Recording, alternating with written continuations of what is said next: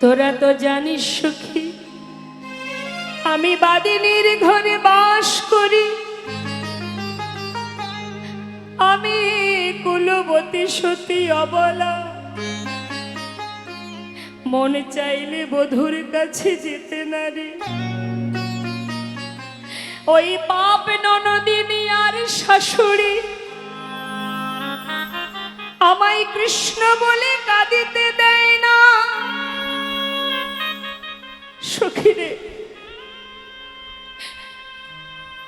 আমি যে বাস করি বাঘিনীর মাঝে, শাশুড়ি ননদিনী কৃষ্ণবাদিনী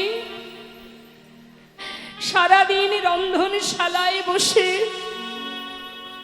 রন্ধন করতে করতে যখনই আমার দু চোখে জলে ভরে যায়, পাছে শাশুড়ি ননদিনী বুঝতে পারে, তাই জ্বলন্ত উনানের মধ্যে ভেজা কাষ্ঠ দিয়ে যখন উনান থেকে ধোঁয়া বাহির হয়, আমি সেই ধোঁয়ার ছলে বসে বসে কাঁদে, যাতে তারা বুঝতে না পারে। সখীরে মাগো, আমরা সবাই জানি জটিলা কটিলা কৃষ্ণবাদিনী। কি মনে হয় আপনাদের, সত্যি কি তারা কৃষ্ণবাদিনী? সত্যি কি তারা গোবিন্দকে ভালোবাসে না? শাস্ত্রে বললি না গো না, ওরাও যে গোবিন্দকে বেশি ভালোবাসে। তাহলে কেন রাধারানীকে কষ্ট দিত? কেন কেন রাধারানীকে যমুনায় জল আনতে পাঠাতো না? কেন ঘরে বেঁধে রাখতো? কারণটা কি? জটিলা কুটিলা জানে বাবা, যে লক্ষ্মী প্রতিমার মতো আমরা পুত্রবধূ পেয়েছি ঘরে। যদি আমরা রাধারানীকে যমুনায় জল আনতে পাঠিয়ে দিই, সেখানে গিয়ে গোবিন্দকে যেই না স্মরণ করবে, গোবিন্দ রাধার কাছে ছুটে আসবে। যমুনার ঘাটে রাধা গোবিন্দের মিলন হবে। তাই যদি আমাদের বৌমাকে ঘরে বেঁধে রাখতে পারি, তাহলে ওই রাধা গোবিন্দের মিলনটা যেটা যমুনার ঘাটে হয়, সেটা আর যমুনার ঘাটে হবে না, আমার ভাঙা কুঠিরে হবে।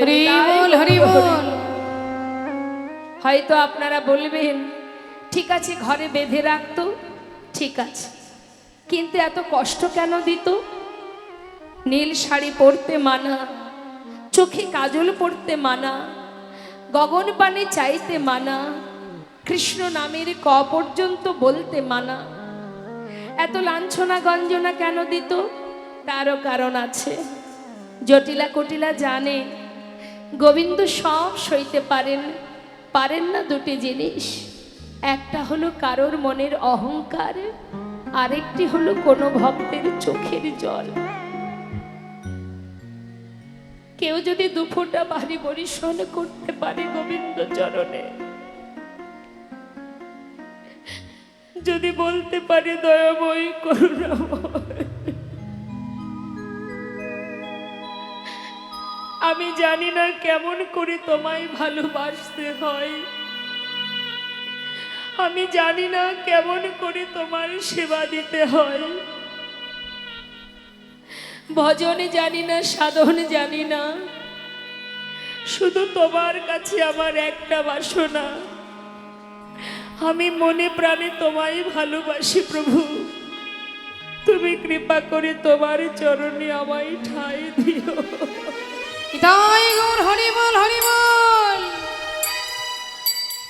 যদি কেঁদে কেঁদে বলা যায়, দুটি নয়ন জলে ধুইয়ে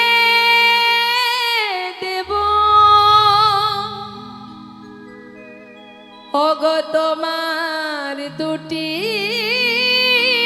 রাঙা চরণ, তুমি করিও গ্রহণ শ্রী সচিনন্দন। দুটি নয়ন জলে ধুইয়ে দেব,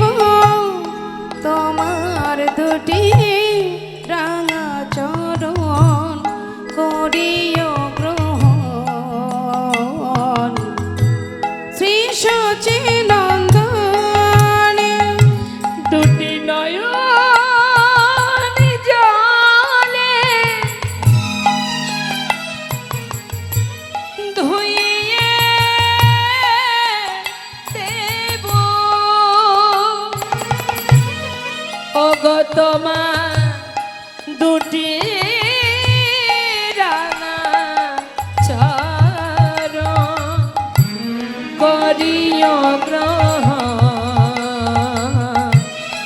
শ্রী সচিনন্দ দুটি নয়ন জলে ধুইয়ে দেব তোমার দুটি রাঙা চরণ তুমি করিও গ্রহণ শ্রী সচিনন্দন। আমি না জানি ভজ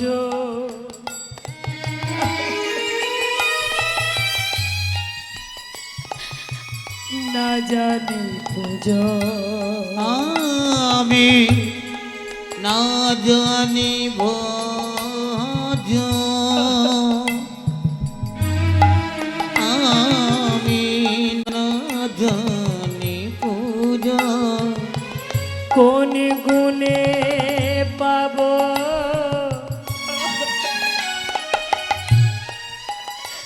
তোমার রাঙা চরণ আমি না জানি ভজ না জানি পুজো আমি কোন গুণে পাব ও দুটি চরণ দুটি নয়নের জল বহে অবিরাম। দুটি নয়নের জল বহে অবিরাম দুটি নয়নের জল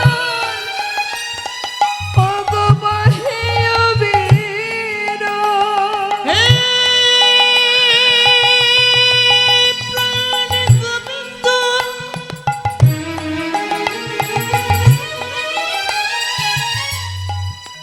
তুমি একবার আমায় কৃপা করো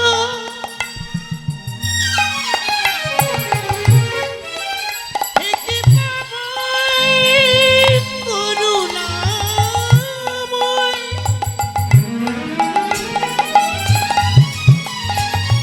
তুমি একবার করুণা করো দুটি নয়নের জল বহে অবিরাম ওগো মানে না বারো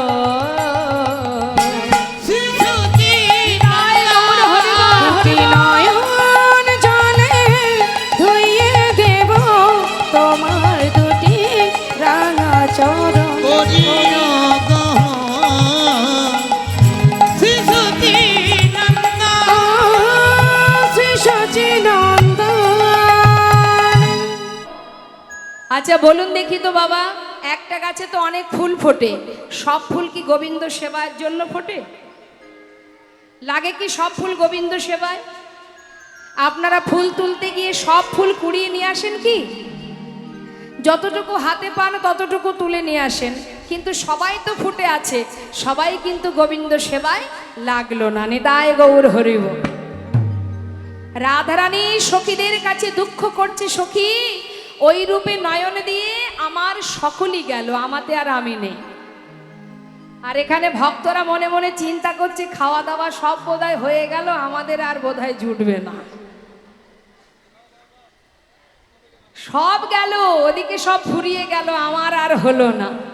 অনেকে ভাবছে, আবার অনেকে ছুটে চলে যাচ্ছে। সবাই তো আর গোবিন্দ সেবায় লাগার জন্য আসেনি, এসেছে কি? এসেছে কিছু খাওয়া দাওয়া হবে ওখানে, যতটুকু খাওয়া যায়, যতটুকু সেবা করা যায়। আবার অনেকে এখানে আছে তাকিয়ে তাকিয়ে দেখছে, ধুর এত ভিড় হয়ে গেল, এখন আর যাওয়া যাবে না, পরের বার যাব, ওরা উঠুক তারপরে যাব। এখন তাদের উদ্দেশ্য ওই দিকে, নজরটা ওই দিকে। আর যারা প্রকৃত অমৃত কথা শোনার জন্য বসে আছে, তারা কিন্তু এখান থেকে কেউ উঠবে না। রাত্রি না খেয়ে থাকলেও তাদের দুঃখ নেই, কিন্তু কৃষ্ণ কথা থেকে তারা বঞ্চিত হবে না। নিতাই গৌর হরি বল। তা এখন কথা হচ্ছে, যার যেমন ভাব তার তো তেমনই লাভ। কেউ এসেছে কীর্তন শুনতে, কেউ এসেছে চল ওখানে আজকে খিচুড়ি হবে, খেয়ে আসি। এই রকম অনেক রকমের ভক্ত আছে। তো ভক্ত তো আর এক রকমের হয় না।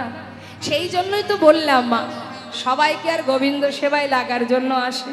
হ্যাঁ, সেই মনোভাব নিয়ে যারা আসে, মনোভাবটা দরকার যে আমি যাচ্ছি কীর্তন শুনতে, আর অনেকে যাচ্ছে চল রাত্রে খাবারটা খেয়ে আসি। তারা এসেছে খাবার জন্য। একটা সুন্দর গল্প মনে পড়ে গেল, তাহলে বলি। বৈষ্ণব সঙ্গ, সাধু সঙ্গ, ভগবানের সেবা, এগুলোর জন্য একটু স্বীকৃতির দরকার হয়, সবার দ্বারা হয় না। স্বীকৃতি না থাকলে কৃষ্ণ নামে রুচি আসবে না বাবা। আর যত সময় তোমার ভগবানের নামের প্রতি রুচি না হবে, জানবে তোমার ভিতরে অপরাধ প্রচুর আছে। নিতাই গৌর হরি বল। শাস্ত্রে বললেন, একবার কৃষ্ণ নামে যত পাপ হরে, জীবের সাধ্য নেই জীব তত পাপ করে। হেন কৃষ্ণ নাম জীব লয় বহুবার, তথাপিও না হয় প্রেম, না বহে অশ্রুধার। জানিবে সেই হৃদয়ে অপরাধ আছয়ে প্রচুর, কৃষ্ণ প্রেম বীজ তাতে না হয় অঙ্কুর। তাই অপরাধ থাকলে কি আর কৃষ্ণ প্রেমীর অঙ্কুর জন্মাবে? হ্যাঁ, দেখবেন অনেকে প্রসাদ পেয়ে এসে এখানে বসবে, আর অনেকে চিন্তা করবে সেবা যখন হলো আর কীর্তন শুনে লাভ নেই, চল এবার ঘরে গিয়ে ঘুমিয়ে পড়ি। নিতাই গৌর হরি বল। তা বৈষ্ণব সঙ্গে নিয়ে একটি কথা বলি মা। গোবরে যে পোকা হয় তাকে কি বলে? গোবরে পোকা বলে তো। এখন এক গোবরে পোকার সঙ্গে এক মৌমাছির খুব বন্ধুত্ব, দুজন দুজনের সঙ্গে খুব মিল। হ্যাঁ, তা এখন বন্ধুর কাছে একদিন বলছে, হ্যাঁ রে বন্ধু, এই বন্ধু, বলি শোন না, এই তোর সঙ্গে তো বহুদিনের বন্ধুত্ব আমার, কিন্তু আজও পর্যন্ত তোর বাড়িতে আমার যাওয়া হলো না, তুইও আমার বাড়ি গেলি না, আমিও তোর বাড়িতে গেলাম না, তাই একদিন তো যাওয়াই যায় বন্ধুর বাড়ি। তা বন্ধু বলছে, নিশ্চয়ই, অবশ্যই, তাহলে চলা যাক, একদিন তোর বাড়িতে যাই, আর নয় তুই আমার বাড়ি চল। এখন মৌমাছি মনে মনে চিন্তা করছে বাবা, যে যদি গোবরে পোকার বাড়িতে যাই, ওর বাড়িতে গেলে কি খেতে হবে মা? গোবর খেতে হবে। আর আমি আর ওকে যদি আমার বাড়িতে নিয়ে যাই, তাহলে মৌমাছি কি খায়? মধু। চিন্তা করলো, তাহলে এক কাজ করি, শুধু শুধু গোবর খেয়ে লাভ নেই, বরং ওকে আমার বাড়িতে নিয়ে যায়, নিয়ে গিয়ে ওকে আগে মধু পান করা। ভালো কথা। এখন গোবরে পোকাকে বলেছে, বন্ধু শোনো, তাহলে তুমি আগে আমার বাড়ি চলো। ঠিক আছে। ঠিক তার পরের দিন সুন্দর করে এবার প্রস্তুতি নিয়ে গেল। মৌমাছি কি করেছে? গোবরে পোকাকে নিয়ে গেছে একটা সুন্দর সরোবরে। সরোবরে ফুল ফুটে আছে মা, পদ্ম ফুল। বলছে, বন্ধু এই দেখো, দেখেছো কত ফুল ফুটে আছে, এটাই আমার ঘর। তা তুমি এক কাজ করো, তুমি এক ফুলে বসে মধু পান করো, আর আমি আর এক ফুলে বসে মধু পান করি। এবার গোবরে পোকা জীবনে কোনোদিন মধু খেয়েছে মা? হরি বল হরি বল। তার তো তার কি খাওয়া অভ্যাস, সে মধুর স্বাদ বুঝবে কি করে বলুন দেখি। এই কথাটা বলার কারণই হচ্ছে এটা, সবাই তো আর মধু পান করতে জানে না, তাই না? কেউ এসেছে গোবর পান করতে, কেউ এসেছে মধু পান করতে। এখন ভ্রমর বসে মধু পান করছে, আর গোবরে পোকাকে একটা ফুলে বসিয়েছে। এখন সে মধু পান করছে। বেশ 1-2 ঘন্টা কেটে গেল। জিজ্ঞাসা করছে মৌমাছি জিজ্ঞাসা করছে, যে সদা সর্বদাই মধু সংগ্রহ করে, হরি বল হরি বল, বন্ধু বলি মধু পান করছো তো? কেমন লাগছে? হরি বল। ভালো লাগছে না? আচ্ছা বলুন দেখি মা, এমন কথা শুনলে কি মনে মধ্যে টেনশন হচ্ছে না যে তাহলে কি ওর ভালো লাগছে না তাই এমন করে বলছে? আচ্ছা ঠিক আছে, তুমি মধু পান করতে থাকো, ঠিক এক সময় ভালো লাগবে। আবার 1 ঘন্টা পর, বন্ধু এবার ভালো লাগছে?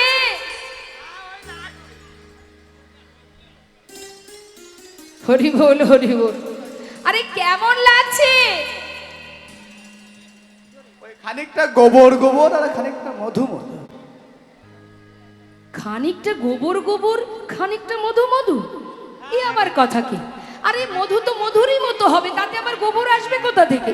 আচ্ছা শোনো, তুমি যখন এসেছিলে মানে মধু পান করতে বসেছিলে, তার আগে ভালো করে মুখ ধুয়ে পরিষ্কার করে তবে বসেছিলে? মুখ তো মোটে ধুইনি, কিন্তু আমি যখন আসছিলাম আমার বাড়ি থেকে তখন মনে মনে ভাবছিলাম তোমার বাড়ির খাবার আমার ভালো লাগবে কিনা, তাই আমি সঙ্গে করে আমার বাড়ির খাবার একটু গালে করে নিয়ে এসেছিলাম।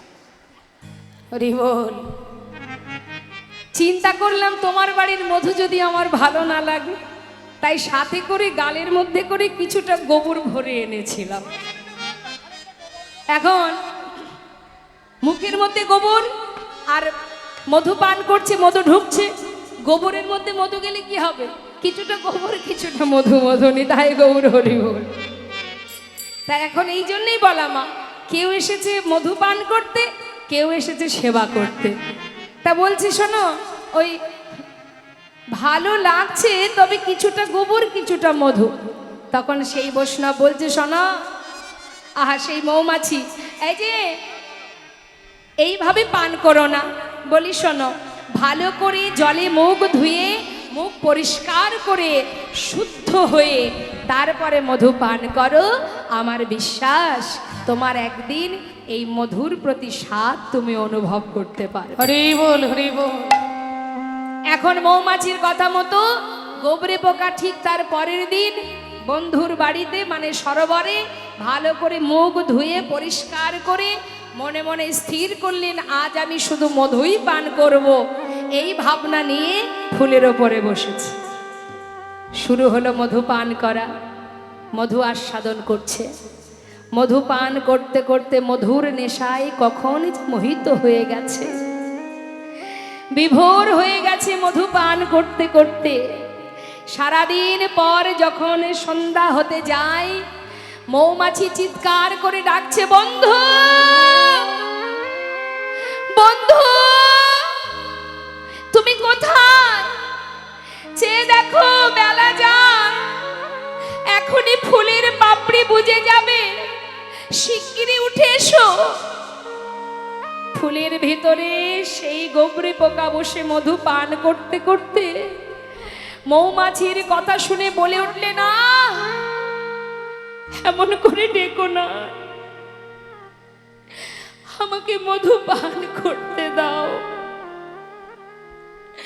সেবায় বিঘ্ন ঘটিও না বন্ধু, আমাকে মধু পান করতে দাও।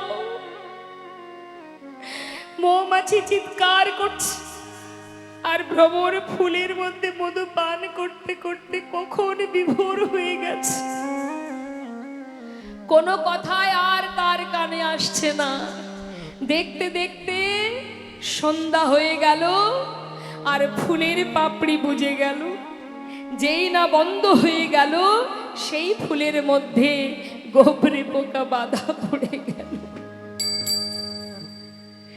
ঠিক তার পরের দিন ভোরবেলা সারা রাত ধরে মৌমাছি সরোবরের চারিপাশে ডালে ডালে ঘুরছে আর চিৎকার করে ডাকছে, বন্ধু তুমি কোথায়? বন্ধু বন্ধু তুমি কোথায়?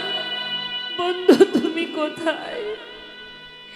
সকাল হতে না হতেই মা একজন সাধু সরোবরে এসেছে ফুল তুলবে বলে, ভগবানের সেবার জন্য। সরোবর থেকে পদ্ম ফুলগুলো যখন তুলে নিজের ফুলের সাজিতে রেখেছে, মৌমাছি দূর থেকে দেখে মনে মনে বলছে, বন্ধু এমন ভাবে মধু পান করবে তুমি, আমি বুঝতে পারিনি। মধু পান করতে করতে কখন তোমার জীবনের সমস্ত দুঃখ কষ্ট জ্বালা মায়া যন্ত্রণা দূরীভূত হয়ে কখন যে তুমি গোবিন্দ সেবার উপযুক্ত হয়ে উঠলে আমি বুঝতে পারিনি বন্ধু। বৈষ্ণব যখন ফুলগুলি নিয়ে যাচ্ছে, মৌমাছি পিছন পিছনে যাচ্ছে, দেখি আমার বন্ধুর আর কোথায় গতি হয়। ফুলগুলি নিয়ে ঠাকুর ঘরে গিয়ে গোবিন্দের চরণে গোবিন্দায় নমো বলে নিবেদন করলো। আর মন্দিরের বাইরে গাছের পাতায় ডালে বসে সেই মৌমাছি কাঁদে আর বলে, বন্ধু তুমি জানো না বন্ধু, আজ তুমি কার চরণে পৌঁছে গেলে, তোমার যে জীবন অতিবাহিত হলো এই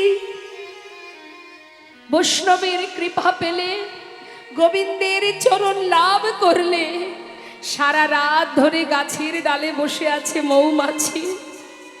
সকাল হতে না হতে সেই ফুলগুলি নিয়ে সেই বৈষ্ণব চলে গেল গঙ্গার ঘাটে।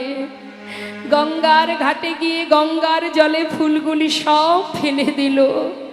মৌমাছি দূর থেকে দেখে আর মনে মনে বলে, বন্ধু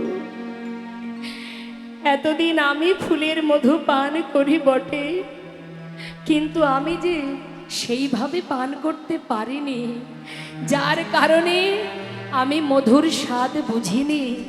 তুমি বুঝেছো, মধু পান করে আজ তুমি শুদ্ধ হয়ে গোবিন্দ সেবায় লেগে আজ গঙ্গার জলে তুমি নিবেদিত হয়ে গৌর হরি বল, হরি বল, হরি বল। তুমি উদ্ধার হয়ে গেলে বন্ধু। আমি অধম রইলাম পড়ে। মাগো, বৈষ্ণব সেবায় বৈষ্ণবের চরণ ধুলি, সাধু সঙ্গ, হে যে বহু জনমের সুকৃতির ধন। তাই বৈষ্ণব মহাজন বললেন, সাধু সঙ্গ সর্বশাস্ত্রে কয়, লব মাত্র সাধু সঙ্গে সর্বসিদ্ধি হয়। তাই গৌর হরিব। আজ আমার প্রেমময়ী রাধা রানী সখীদেরকে বলছি, সখীরে ওই রূপে নয়ন দিয়ে জাত কুল মান শীল আমার সর্বস্ব চলে গেল সখী। কি আর বলবো আমি তোদের কাছে, জানিস ললিতা? তবে আরো বলি শোন। সখীরা বলছে, রাধে বল না তুই আর কি দেখেছিস, শুনবি? তবে শোন। ওরে চূড়ার ওপরে শোভে ময়ূরের পাখা, চূড়ার পরে শোভে ময়ূরের পাখা, মদন মহেন্দ্র ধনু,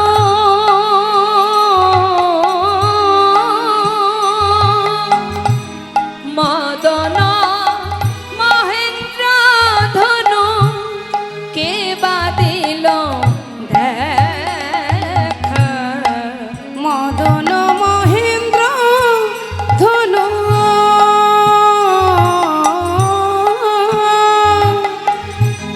কি বাদিল দেখা।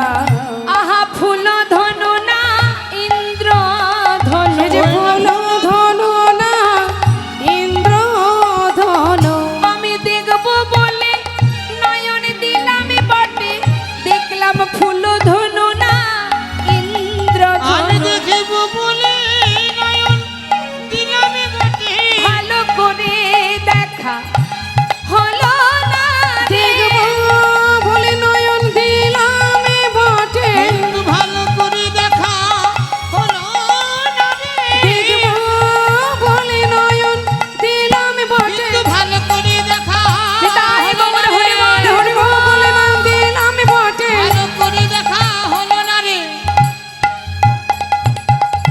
আহা মদন মহেন্দ্র ধনু কে বা দিল দেখা।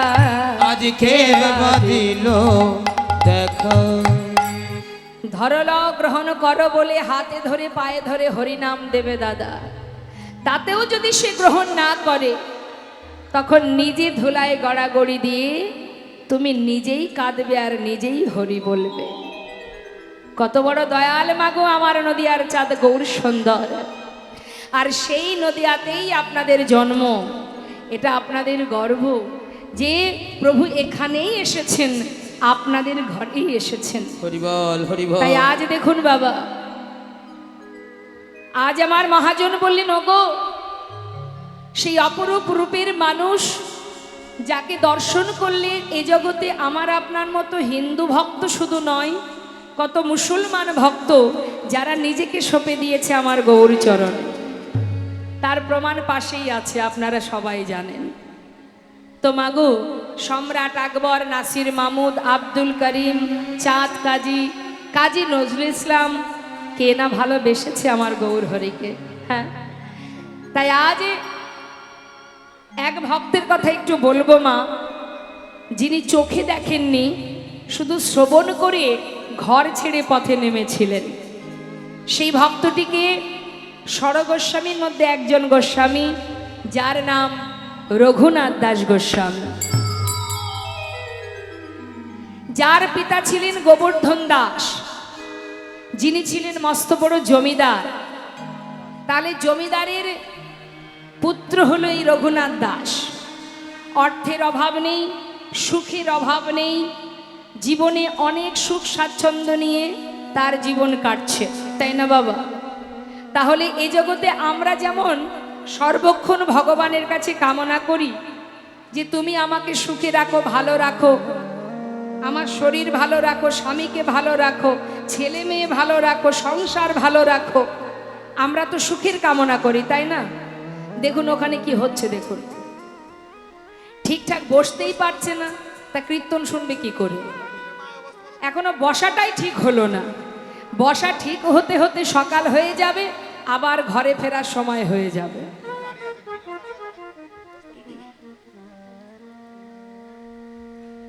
তা বসা হলো, এবার একটু মন দিন। তো বাবা, আমরা সর্বদাই সুখ কামনা করি, আর সমস্ত সুখ ফেলে চলে গেল এই ষড়গোস্বামী। তারা আপনার আমার মতো দিনহীন কাঙাল ছিল না, ছিল তারা বড় বড় জমিদার, ছিল তারা মন্ত্রী। রূপ সনাতন ছিলেন মন্ত্রী, সেই আমলে প্রধানমন্ত্রী। তাহলে এত সুখ ফেলে কেন তারা চলে গেল একটা ছিন্ন বসন করে বৃন্দাবনে? তারা বুঝেছে মা, এই জগতে যা কিছু আছে সবই অসার, সার একমাত্র আমার গৌর হরি। তারা বুঝেছে যা কিছু জগতে আছে সবই অনিত্য, চিরকালের জন্য আমার নয়, নিত্য শুধু আমার গোবিন্দ।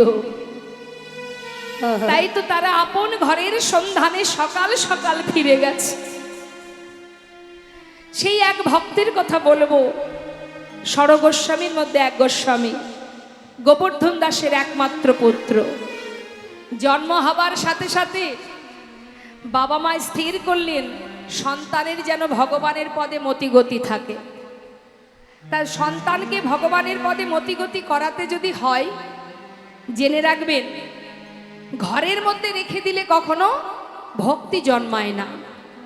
তাকে সাধুসঙ্গ করাতে হয়, কৃষ্ণ কথা শ্রবণ করাতে হয়, বৈষ্ণবের চরণধুলি অঙ্গে মাখাতে হয়, তবেই একটু একটু করে ভক্তি সঞ্চয় হয়। তা গোবর্ধন দাস বললে, দেখো আমি চাই আমার সন্তানের যেন ভগবানের চরণে মতি থাকে, সেই কারণে প্রতিদিন যেখানে সাধু সঙ্গ হবে সেইখানে সন্তানকে নিয়ে যাবে। ভালো কথা।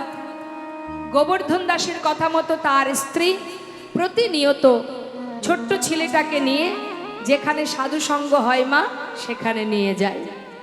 ভক্ত সঙ্গে বসে সাধুগুরু বৈষ্ণবের মাঝখানে বসে থাকে। যিনি ভাগবত কথা বলেন, কৃষ্ণ কথা বলেন, তার মুখের দিকে তাকিয়ে থাকে। আর এই কথা শ্রবণ করে যখন আশেপাশের ভক্তরা একে অপরকে জড়িয়ে ধরে আলিঙ্গন করে, চোখের জলে বুক ভাসিয়ে কাঁদে, ওই ছোট্ট সন্তান সে তো কিছু বোঝে না মা, এখনো বোধ শক্তি কিছু হয়নি, কিন্তু চোখে দেখতে তো পাচ্ছে। মায়ের কোলে বসে বসে মনে মনে শুধু চিন্তা করে, এরা কেন এমন করে কাঁদছে, এরা কেন এমন করে গলা জড়িয়ে ধরে কাঁদছে, কার জন্য কাঁদছে, কেন কাঁদছে, এটা তার মনের প্রশ্ন।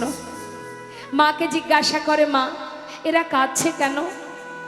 মা বলে, বাবা চুপচাপ শোন, কথা বলিস না। হরি বল।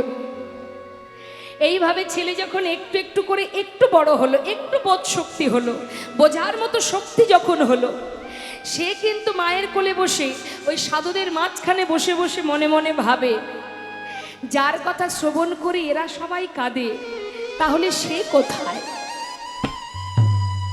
কেন এরা কাঁদে? তার কথা শ্রবণ করে সবাই ঘর ছেড়ে পথে নেমে যায়। এরা কেঁদে কি সুখ পায়, যাকে চোখে দেখা যায় না তার জন্য কেন কাঁদে? হরিবল হরিবল।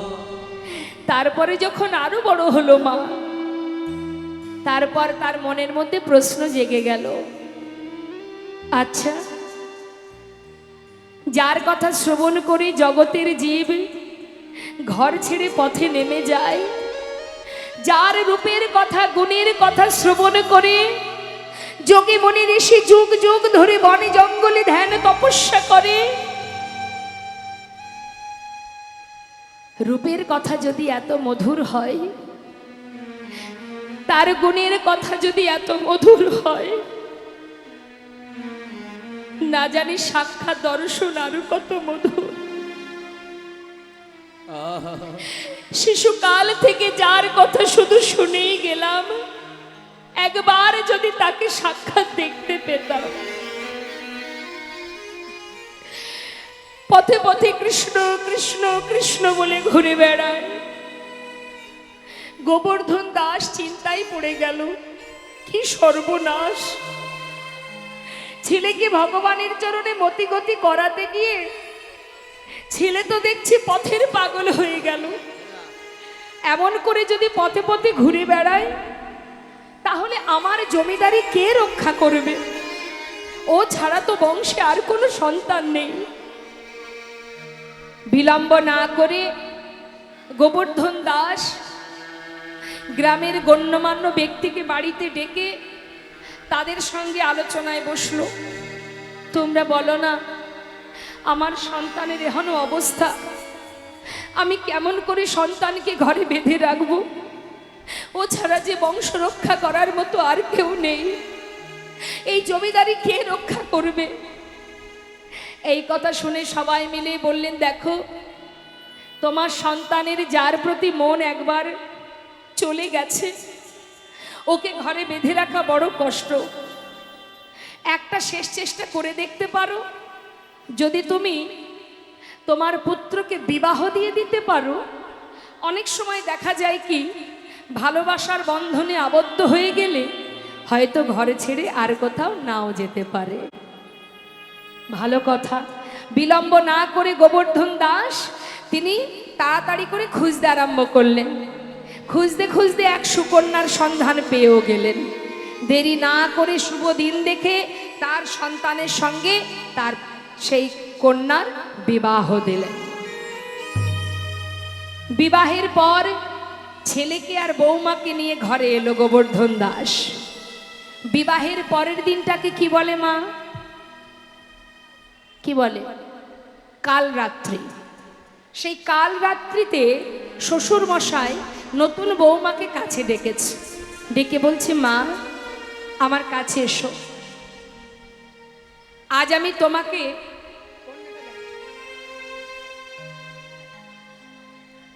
তোমাকে আমার ঘরের পুত্রবধূ করে এনেছি।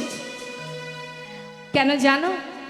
শোনো, শিশুকাল থেকে আমার সন্তান এমন একটা রূপের মানুষের কথা শুনেছে, এমন একজনের কথা শ্রবণ করেছে, যার কথা শুনতে শুনতে আজ আমার ছেলে পথের পাগল। আমি চাই তুমি তোমার ভালোবাসা দিয়ে আমার ছেলেকে তুমি ঘরে বেঁধে রাখবে, পারবে তো মা? বাবা, আমি চেষ্টা করব। বেশ, চলে গেল কাল রাত্রি। পরের দিন এলো মা, ফুলশয্যা রাত। ফুলশয্যা রাত্রে বসে রঘুনাথ দাস চোখের জলে বুক ভাসিয়ে কাঁদছে। ফুলশয্যা ঘরে যদি স্বামীর চোখে জল দেখে কেউ, তার কি ভালো লাগবে মা? সে স্ত্রীর ভালো লাগবে? জিজ্ঞাসা করলেন, স্বামী, আজকের এই আনন্দের দিনে কি হয়েছে? তুমি কাঁদছো কেন? আজ যে আমাদের সুখের দিন, আনন্দের দিন, আজ তোমার চোখে জল কেন স্বামী? তবে কি এই বিবাহেতে তোমার কোনো মন ছিল না, ইচ্ছা ছিল না? হরিবল জোর করে হরিবল। তোমায় বিবাহ দিয়েছে, নাকি আমাকে তোমার পছন্দ নয়? কাঁদছো কেন আমায় বলো। রঘুনাথ দাস বলছে, সরজু, আমি কাঁদছি কেন সে কথা অবশ্যই বলবো। তার আগে আমার একটা প্রশ্নের উত্তর দেবে। বলো স্বামী। বিবাহের পর তুমি এই ঘরে এসেছো, এই ঘরের তুমি কে হও? কেন? আমি এই ঘরের কুলবধূ? বাহ, ঠিক বলেছ। আচ্ছা, আমার তুমি কে হও? আমি তোমার সহধর্মিণী। ঠিকই বলেছ। আচ্ছা সরজু, যে সহধর্মিণী হয় তার কি কাজ হয়? স্বামী, আমি তো জানি না, তবে গুরুজনের মুখে শুনেছি, স্বামী যদি ধর্মের পথে যায় তাকে সহায়তা করায় সহধর্মিণীর কাজ। নিতাই গৌর হরি বল, হরি বল। রঘুনাথ দাস কেঁদে কেঁদে বলছে, সরজু,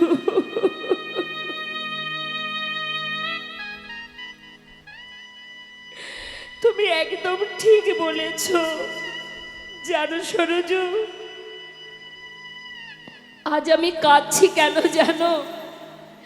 শিশুকাল থেকে মায়ের কোলে বসে এমন একজনের কথা আমি শ্রবণ করেছি, যার কথা শুনতে শুনতে আজ আমি এত বড়। জানো সরজু, শিশুকাল থেকে শুধু শুনেই গেলাম, সাক্ষাৎ দর্শন কোনোদিন পেলাম না। তাই আমার মনে বাসনা হলো, যার কথা এতদিন শুনেছি আমি তাকে সাক্ষাৎ দর্শন পেতে চাই। পথে পথে যখন আমি কৃষ্ণ কৃষ্ণ বলে ঘুরে বেড়াই, আমার পিতা তাদের প্রয়োজনে রাখবার জন্য জোর করে আমার সঙ্গে তোমার বিবাহ দিয়েছে। সরজু, তুমি তো আমার সহধর্মিণী, তুমি কি পারবে সরজু আমার ধর্মের পথে সহায়তা করতে? পারবে সরজু চিরতরে আজ রজনীতে এই ঘর ছেড়ে আমায় পথে নামিয়ে দিতে? বলো সরজু, পারবে? সরজু পড়েছে বিপদে মা, আমি কি করব? ফুলশয্যা ঘরে বসে কাঁদছে আর মনে মনে বলছে, হে দয়াময়, এ তুমি কোন কঠিন পরীক্ষায় আমায় ফেলেছ? একদিকে শ্বশুরের বাক্য, মা তোমার ভালোবাসা দিয়ে ছেলেটাকে ঘরে বেঁধে রেখো। একদিকে স্বামীর বাক্য, জনমের মতো আমায় পথে নামিয়ে দাও সরজু। হরিবল হরিবল। কার কথা শোনা উচিত আমার? কি করব আমি? বসে বসে কাঁদছে সরজু। কিছু সময় পর হঠাৎ ভাবলো, জগতে সবার কথা অমান্য করা যায়, শ্বশুরের কথাও অমান্য করা যায়, কিন্তু স্বামীর বাক্য লঙ্ঘন করা যায় না। হরিবল হরিবল। হাত বাড়িয়ে বললেন, স্বামী, আজই তোমার সঙ্গে আমার প্রথম দিন, আজই আমার শেষ দিন। হাত ধরো আমায়, চিরতরে তোমাকে পথে নামিয়ে দিই। ঘর থেকে বাহির করে দেব তোমায়, চলে যাও তুমি বৃন্দাবনের পথে। সরজু, শুধু ঘর থেকে নয়, শোনো, চারিদিকে আমার পিতা প্রহরী রেখেছে, পাছে তুমি ঘুমিয়ে পড়লে আমি যদি চলে যাই, সেই জন্য চারিধারে প্রহরী রেখে দিয়েছে। তাই শুধু ঘর থেকে বাহির করবে না, একেবারে বাহির দরজার বাহির করে দেবে। বেশ, তাই হবে স্বামী, হাত ধরো। হাতটি ধরে মা যখন ঘর থেকে বাইরে বেরিয়েছে, সমস্ত প্রহরীরা কি দেখছে? দুইজনে একসাথে আছে। যা, দুইজনে একসাথে আছে মানে আর কোনো ভয় নেই, চল আমরা গিয়ে ঘুমিয়ে পড়ি।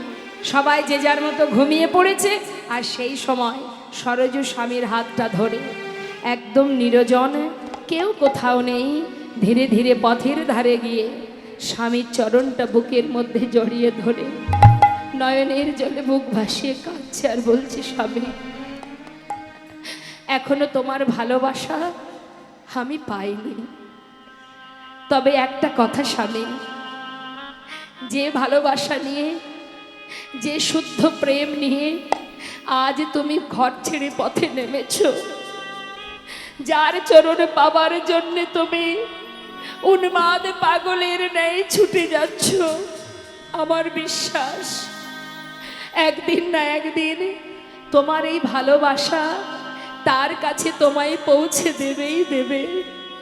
তাই তোমার কাছে আমার একটি নিবেদন, যেদিন তুমি তার দেখা পাবে, শুধুমাত্র সেই দিন এই অভাগিনী রে একবার করো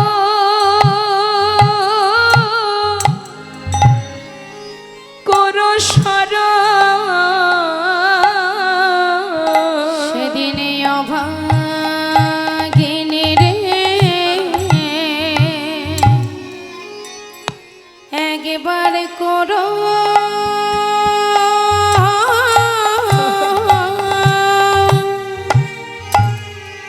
করো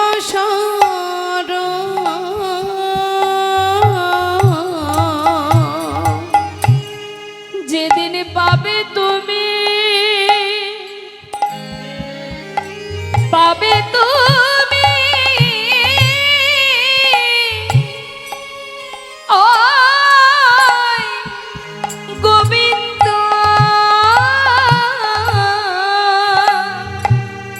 গোবিন্দ চরণ,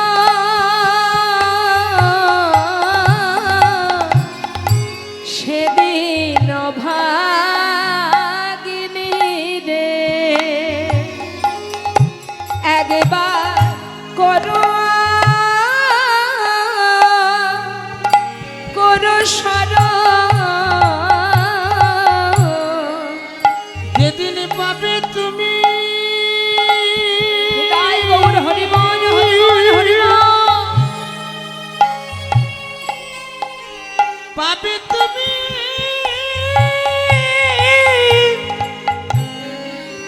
ওই গোবিন্দের চরণ, সেদিন অভাগিনীকে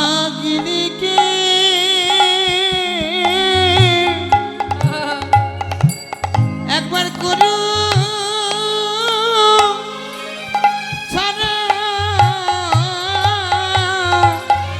স্বামী তোমার কাছে এই নিবেদন, সেদিন ভাগিনী রে একবার করো স্বামী তোমার কাছে আহা এই নিবেদন, সেদিন ভাগিনী রে করো স্বামী গো তোমার কাছে এই নিবেদন, সেদিন অভাগিনী রে করো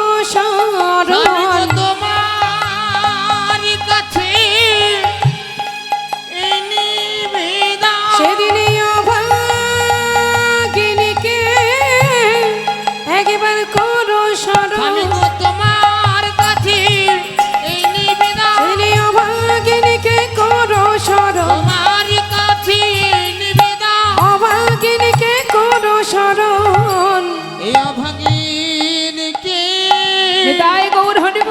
গুরু শরণ।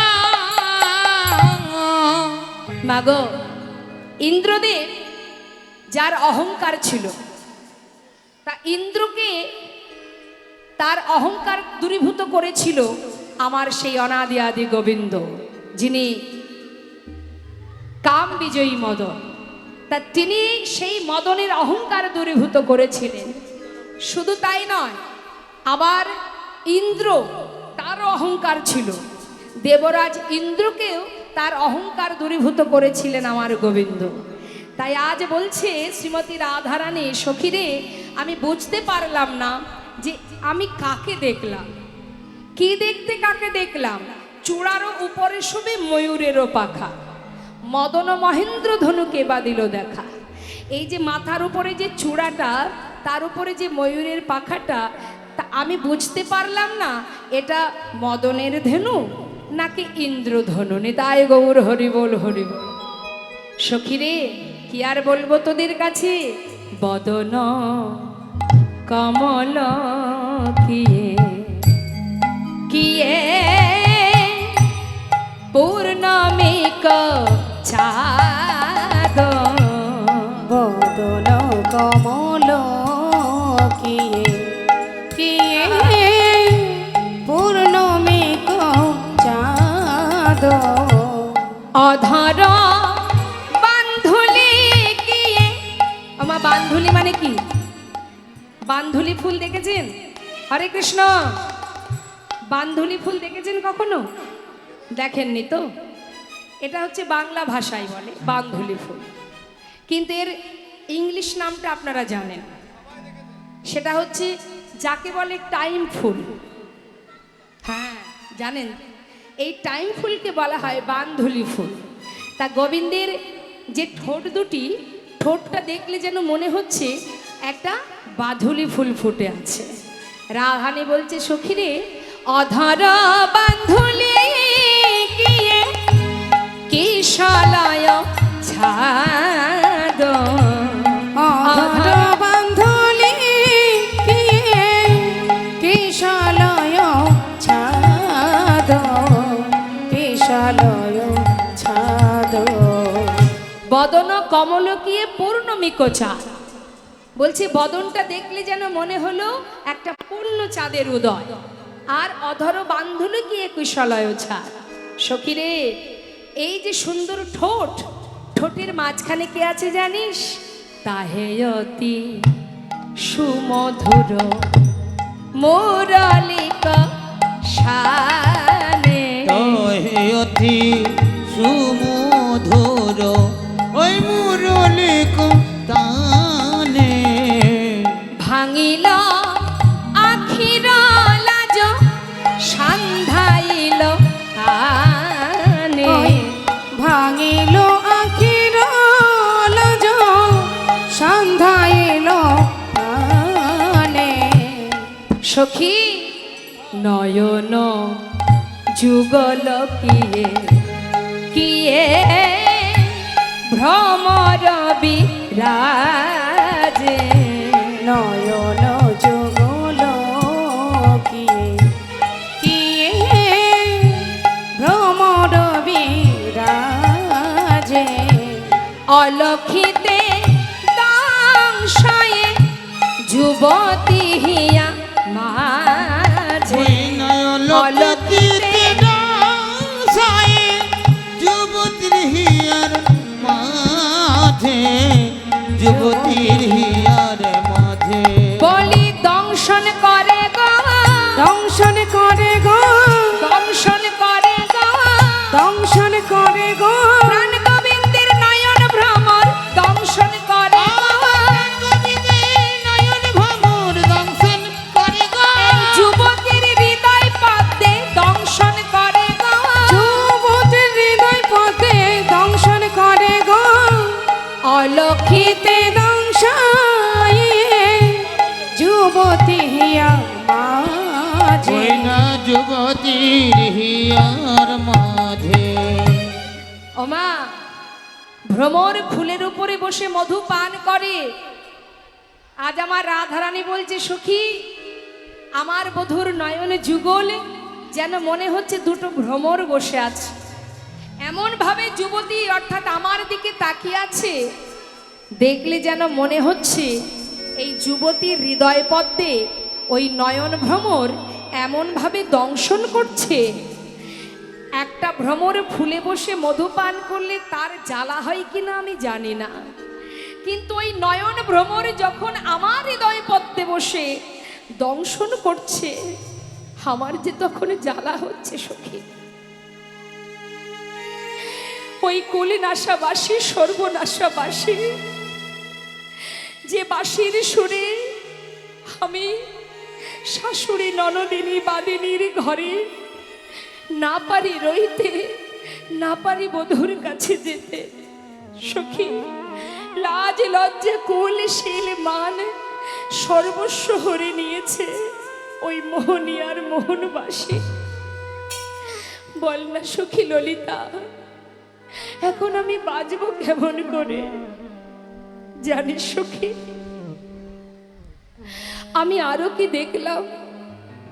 শ্রীমতী রাধানের কথা শুনে সখীরা বলছে, বলে ওরে লীলার পাশে দাঁড়িয়ে মহাজন বললেন, দেখো দেখো গোবিন্দ দাসে কহে কহে সেনা দিঠি বিষে।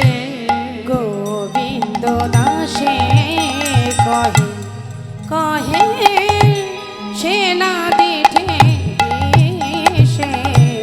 না পিয়ে অধর সুধা কে বাজিয়ে আইসে।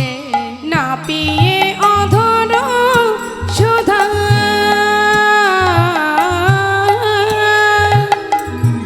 কে বাজিয়ে আইসে, কে বাজিয়ে আইসে।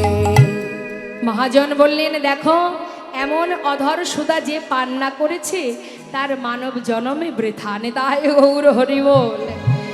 যে জন এই মধু পান করেছে, যে জন এই মধু আস্বাদন করেছে, সেই তো মজেছে।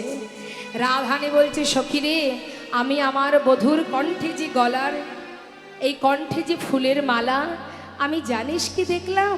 শোন শোন। চিকন কালা গলায় মালা বাজন পুরপান। সখী রে বাজন পুরপান। সখী রে আমার বাজিল নূপুর পায়। দেখিলাম গলে মালা দুলিছে, দেখলাম গলে মালা দুলিছে। দেখিলাম গলে ওই না মালা দুলিছে। আমি দেখিলাম গলে মালা দুলিছে। মালা না দলাতে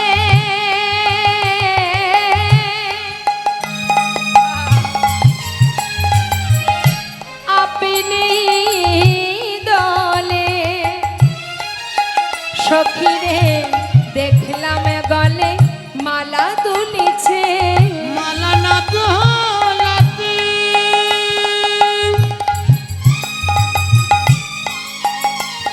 ওই না আপনি দোলে। হরি বল। সখী রে দেখিলাম গলে মালা দুলিছে। বাজিল নূপুর পায়। সখী রে বাজিল নূপুর পায়। কথাটা কি বললেন মা? গোবিন্দের গলায় যে ফুলের মালা, রাধানী বলছে আমি দেখলাম আমার বধূর কণ্ঠে যে বনফুলের মালাটি আছে, মালাটা সখী না দোলাতেই সে আপনি দুলছে। সখীরা বলছে, আয় রাধে, তোর কি মাথা খারাপ হয়ে গেল রে? না রে না সখী, আমি যা বলছি তোরা একটু মন দিয়ে শোন। জানিস, আমি দেখলাম এই জগতে আমরা যদি মালা পরি মা, আমাদের এই মালাটা যত সময় আমরা না দোলাবো সে তো দুলবে না। আর গোবিন্দের গলায় যে মালাটি উঠেছে সে আপনি দুলছে, দুলবে না কেন? এ কি আমার আপনার কণ্ঠ? অনাদি আদি গোবিন্দের কণ্ঠ পরশ পেয়েছে, সে তো আনন্দে দুলছে, আর রাধারানী সেই দোলা দেখছে আর বলছে সখী রে, সে কি একা নিজে দুলছে? না রে না, সে নিজে তো দুলছে, আর সেই সাথে আর কি করছে জানিস? সে না দোলাতে আপনি দোলে, মালা না দোলাতে আপনি দোলে, এই কুলবতীর মন দুলাবে বলে, মালা না দোলাতে আপনি দোলে। এই কুলবতীর মন দোলাবে বলে, না দোলাতে আপনি দোলে। এই কুলবতী সতীর মন দুলাবে বলে, আহা না দোলাতে মালাই আপনি দোলে। এই কুলবতীর মন দোলাবে বলে, মালা না দোলাতে আপনি দোলে। এই কুলবতীর মন দোলাবে বলে, মালা না দোলাতে আপনি দোলে। কুলবতীর মন দোলাবে বলে, মালা না দোলাতে আপনি দোলে। মালা না দোলাতে আপনি দোলে। বাজিল নূপুর পাই সখী রে, বাজিল নূপুর পাই। নূপুর বলে, হ্যাঁ সখী, গলার মালা দুলছে আর কি বলছে? আমি জিতং। আর নূপুর কি বলছে? নূপুর বলে, আমি জিতং জিতং। ওই নূপুর বলে, আমি জিতং জিতং। আমি প্রাণ গোবিন্দে চরণ পেয়েছি, তাই নূপুর বল, আমি জিতং জিতং। আমি প্রাণ গোবিন্দে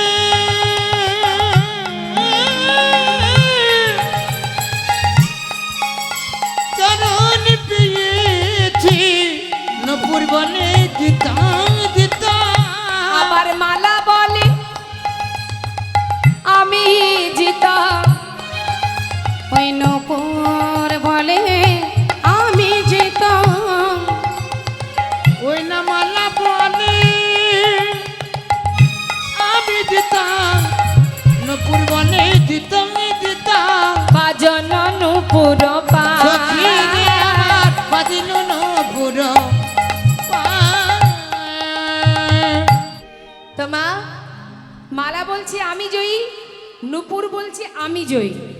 কেন? মালা বলছে আমি গোবিন্দের কণ্ঠ পেয়েছি, অঙ্গ পরশ পেয়েছি, আমি জিতং, আমি জয়ী। নূপুর বলছে আমি গোবিন্দের চরণ পেয়েছি, আমি জয়ী। নিতাই গৌর হরি। জানিস ললিতা, দুজনের মধ্যে দ্বন্দ্ব বেঁধে গেছে। বলতো সখী, কে জয়ী? কে জয়ী? মালা জয়ী না নূপুর জয়ী? তাহলে সবার থেকে বেশি জয়ী হলো নূপুর। যে চরণে পাবার লাগে এই জগতের জীবী পথের পাগল হয়ে যা, যে চরণে পাবার জন্য চরণে ফুল তুলসী দিয়ে একবার কৃপা করো বলে সবাই কাঁদে,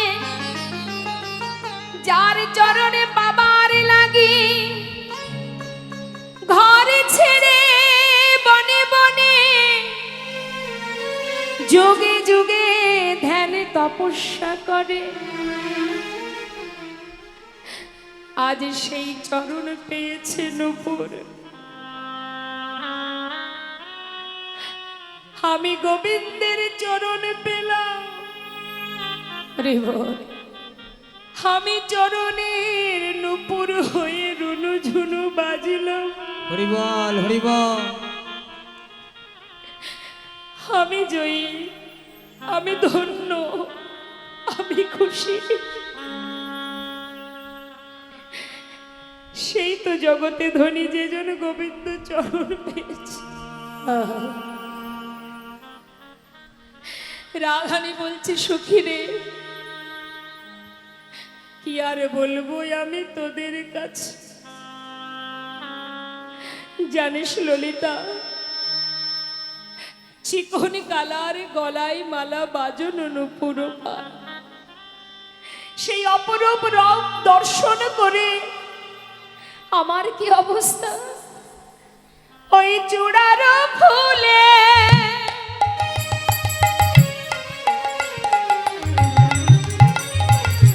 ভমরা বলে, ওই চূড়ার ফুলে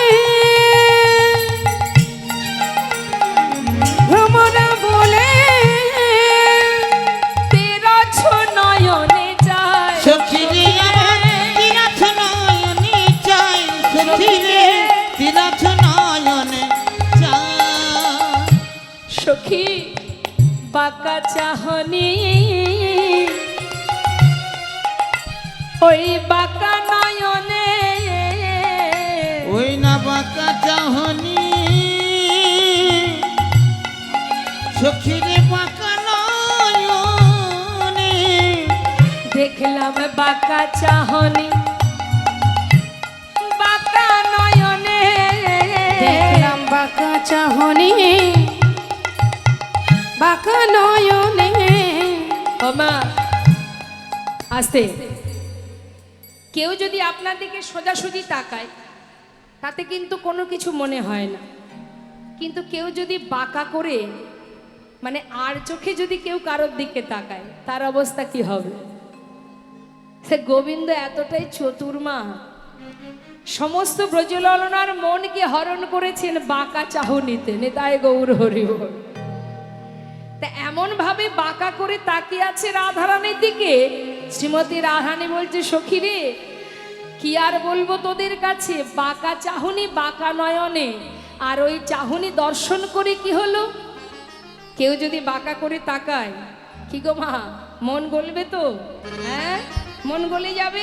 রাধারানী সেই অবস্থা, বলছে এই সখী বাঁকা চাহনি বাঁকা নয়নে, বাঁকা চাহনি বাঁকা নয়নে কুলবতী বাঁধে ওই নয়ন বানে, বাঁকা চাহনি বাঁকা নয়নে কুলবতী বাঁধে নয়ন বানে, বাঁকা চাহনি বাঁকা ওই না নয়নে। তীরথ নয়নে চাই, সখী রে তীরথ নয়নে চাই।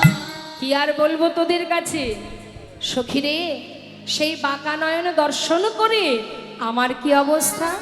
ওরে রে শোন সখী, কালিন্দির কুলে কি পেখিনু সখী, কালিন্দির কোলে কি পেখিনু সখী, কালিন্দির কুলে কি পেখিনু সখী, ওই কালিন্দির কোলে কি পেখিনু সখী। ছলিয়া না গরকার সখী রে, চলিয়া না গরকান, সখী রে আমার জ্বলিয়া না গরকা। সে যে কত ছলা জানেন এ সখী। শোন শোন, সেই মোহনরূপী নয়ন দিয়ে ঘর মজাইতে নারী নু সখী, ওই ঘর মজাইতে নারী নু সখী,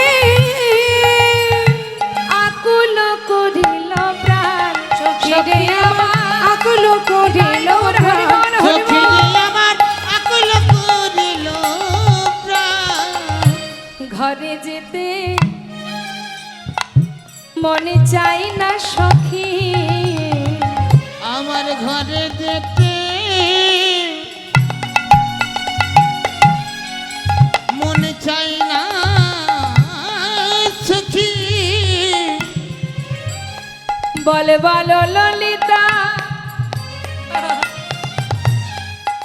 আমি এখন কি বা করি, ও, ঘরে যেতে মন আমার চাই না সুখী। বলে ও ললিতা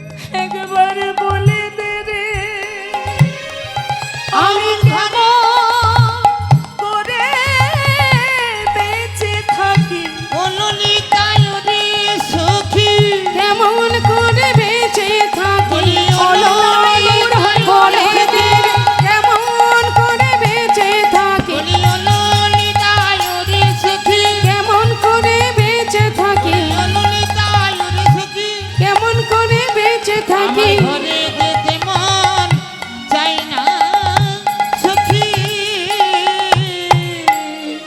ডাকার মতো যদি কেউ ডাকতে পারে এক ডাকেই তার সাড়া পাওয়া যায়। আজ বলছে রাধারানী সখী রে, ওই নয়নে যে জন নয়ন দিয়েছে সেই তো ভুলেছে। কি আর বলবো তোদের কাছে, শোন শোন সখী, আমি কি দেখলাম জানিস? চাঁদে ঝলমলি ময়ূরের পাখা, চাঁদে ঝলমলে ওই ময়ূরের পাখা, ওই না চূড়ায় ওই উড়েছে ভাই সখী রে। চূড়ার উড়ছে ভাই সখী রে, চূড়ার উপরে বল না সখী, কে বা ছোড়া বেঁধে দিয়েছে? বলে কে বাছড়া বেঁধে দিয়েছে? ওই না ঈশাদ বামে হেলাইয়া, কে বা ছোড়া বেঁধে দিয়েছে? সখী রে সখী বামে ওই না হেলাইয়া,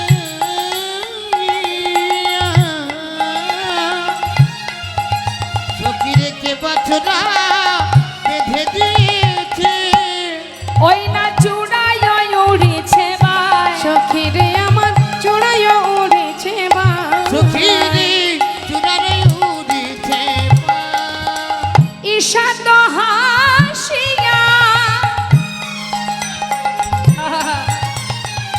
মোহনবাসী, ওই ঈশত হাসিয়া মোহনবাসে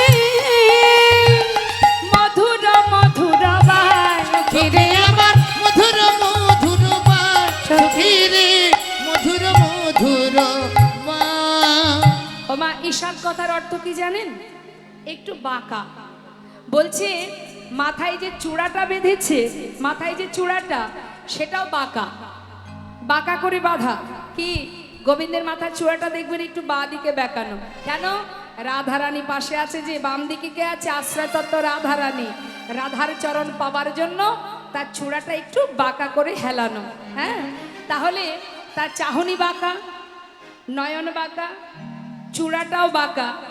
আবার ঈশাত হাসিয়া মোহনবাসী, ঈশাত হাসিয়া মানে গোবিন্দ যে হাসছেন মৃদু মৃদু, কিন্তু একটু ঠোঁটটা বাঁকা করে। নিতাই গৌর হরিবল।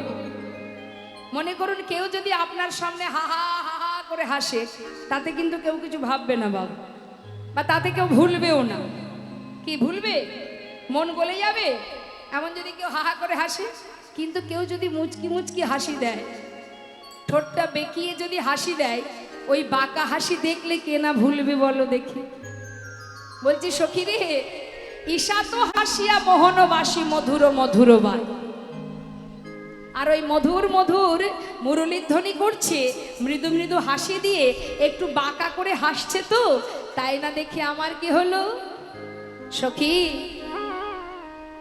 সখী আমায় পাগল লিনি কইল রে, সখী রে আমায় পাগল নিনি কইল রে, ওই মোহনিয়ার মধুর হাসি, ওরে আমায় পাগল লিনি কইল রে। ওই মোহনিয়া মধুর হাসি, সখী রে আমায় পাগল নিনি কইল রে, ঈশাত হাসিয়া মধুর বাসি, মধুর মধুর বাই। সখী রে আমার মধুর মধুর মাই, সখী রে মধুর মধুর মাই।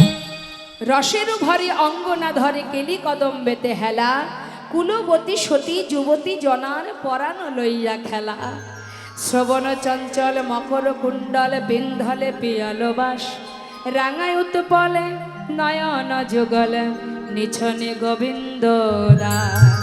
নেতায় গৌর হরিবল হরিবল। এই ললিতা, ললিতা, এই বিশাখা, শুনলি আমার বধূর রূপের কথা? সবাই মিলে বলে উঠলেন রাধে যায়, রাধে রাধে রাধে। আর একটু বল, আর কি দেখেছিস? বলে শোন, আর একটা মজার কথা। কি আবার মজা রে? বল দেখি। বলছে শোন, তোরা আকাশে কটা চাঁদ দেখেছিস? মায়েরা বলুন, কটা চাঁদ দেখেছেন গগনে? একটা চাঁদ। কিন্তু রাধারানী বলছে, এই সখী, আমি 24.5 চাঁদের একটা বৃক্ষ দেখে এসেছি যমুনার ঘাটে। নিতাই গৌর হরিবল। ওমা, চাঁদের গাছ দেখেছেন কখনো? চাঁদের গাছ দেখেননি তো? শুনুন কি বলছেন আমার রাধারানী। এই ললিতা, বিশাখা, শোন শোন, আমি দেখেছি চাঁদের গাছ, সেই গাছে 24.5 চাঁদের উদয়। সখীরা বলছে রাধে, তোর মাথা ঠিক আছে তো? বলে হ্যাঁ, তুই চিন্তা করিস না, আমি বলবো আর তোরা শুনবি। শোন, এমন কালিয়া চাঁদে কে বানালো বে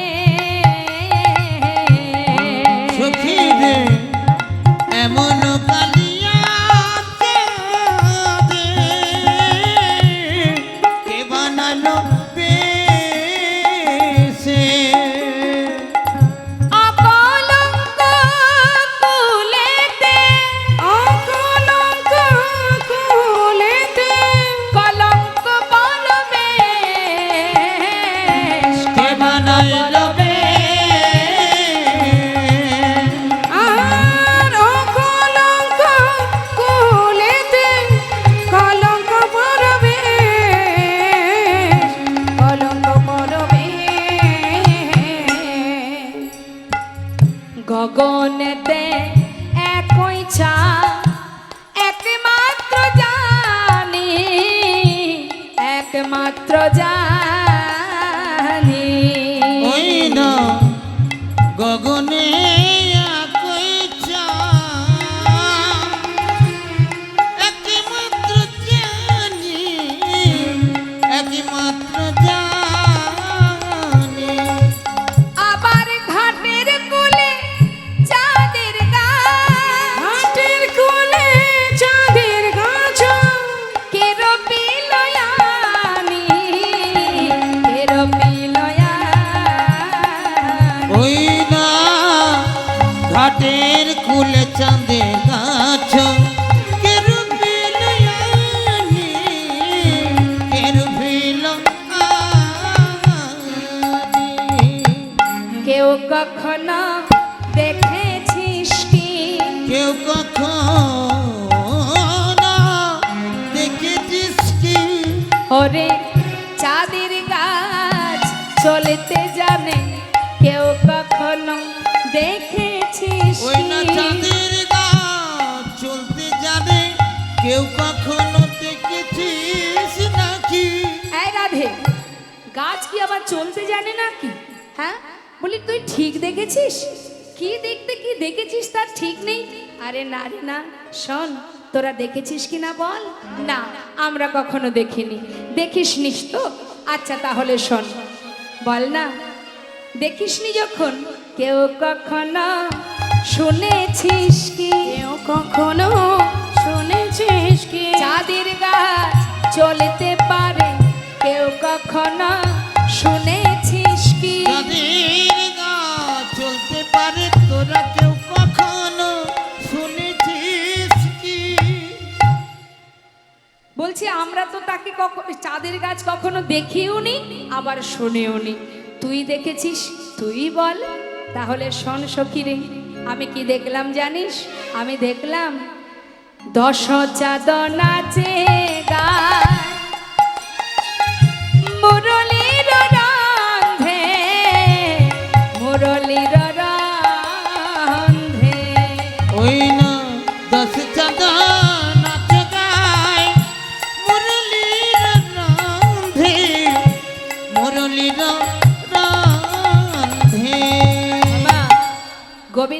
10টি আঙুলের যে 10টি নখ যেন মনে হচ্ছে এক একটা পূর্ণ চাঁদ, নিতাই গৌর হরি বল। তা যখন মুরলী বাজাচ্ছেন গোবিন্দ, সেই নখগুলো মানে তার আঙুলের যে নখগুলো সেগুলো তো নাচছে। বলছে সখী আমি দেখলাম যেন মনে হচ্ছে 10টি চাঁদ তারা নৃত্য করছে মুরলীর রন্ধ্রে। আর এটা তো 10টা হলো, আর 10 চাঁদ রাঙা চরণার বৃন্দে, চরণার বৃন্দে।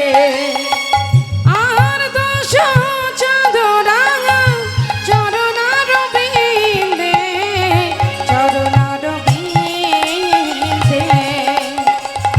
আর 10 চাঁদ রাঙা চরণার বৃন্দে, চরণার বৃন্দে। তাহলে চরণে 5 5 10টি নখ আর হাতে 10টি, তাহলে কটা হলো মা? 20টা হয়ে গেল। 4.5টে এখনো বাকি। দেখা দেখি রাধে, 24.5 চাঁদের গাছের মানে বৃক্ষ দেখেছিস তুই, এখনো 4.5টে চাঁদ কোথায় আছে? বলছে শোন, এই হলো 20টি। আর আমার বধূর যে পূর্ণ বদনটা, এই সুন্দর গোল সুগোল যে বদন, এটা হলো একটা পূর্ণ চাঁদ। তাহলে কটা হলো? এই যে আমার বধূর 2 পাশে 2 গণ্ডদেশ, এই হলো আর 2টি চাঁদ। বধূর ললাটে যে তিলক আছে, তিলকের মাঝখানে একটা চন্দনের সুগোল বিন্দু আছে, এই বিন্দুটা হলো আর একটা পূর্ণ চাঁদ। কটা হলো? বলে আর অর্ধেকটা কোথায় দেখা? বলে আর অর্ধেক চন্দ্র হলো আমার বধূর অর্ধ ললাট। নিতাই গৌর হরিবল হরিবল। যেই না চাঁদের ব্যাখ্যা দিয়েছে, এমন সময় মহাজন লীলার পাশে দাঁড়িয়ে কি বলছে? যদুনাথ দাসে হরষিত হইয়া, হরষিত হইয়া। সখিরে যদুনাথে দাসে কাই, হরষিত হইয়া, হরষিত হইয়া। ও যে চাঁদে নয় নন্দ সুত, চাঁদে নয় নন্দ সুত, চাঁদে নয় নন্দ সুত, ওদের চাঁদ নয় নন্দ সুত, আছে দাঁড়াইয়া, আছে দাঁড়াইয়া। ও যে চাঁদ নয় যেন নন্দ সুত, যেন চাঁদ নয় নন্দ সুত, আছে দাঁড়াইয়া সখিরে, আছে দাঁড়াইয়া। ভালো করেছে দেখো ধনী, ভালো করেছে দেখো ধনী, ভালো করেছে দেখো ধনী। ভালো করেছে দেখো ধনী, চাঁদ নয় নীল কান্তমণি, ভালো করেছে দেখো ধনী। চাঁদ নয় নীল কান্তমণি, ভালো করেছে দেখো ধনী। নানা চাঁদ নয় নীল কান্তমণি, শোনো শোনো বিনোদিনী। চাঁদ নয় নিতাই গৌর হরি বল হরি বল। শোনো শোনো বিনোদিনী, চাঁদ নয় নীলকান্ত মণি, ভালো করেছে দেখো ধনী। নিতাই গৌর হরি বল হরি বল। রাধা কনা অনিমল বলো রাধে রাধে, রাধা কো নাম অনমোল বলো রাধে রাধে, রাধা কনা অনমোল বলো রাধে রাধে, শ্যাম কনা অনমল বলো রাধে রাধে। শ্যাম কো নাম অনমোল বলো রাধে রাধে, গঙ্গা ভি বলে রাধে, যমুনা ভি বলে রাধে, গঙ্গা ভি বলে রাধে, যমুনা ভি বলে রাধে, গঙ্গা ভি বলে রাধে, যমুনা ভি বলে রাধে। গঙ্গা ভি বলে রাধে, যমুনা ভি বলে রাধে। सरयों की धार, सरयों की धार से आज आवे राधे राधे। ও রাধা का नाम अनमोल बोलो राधे राधे।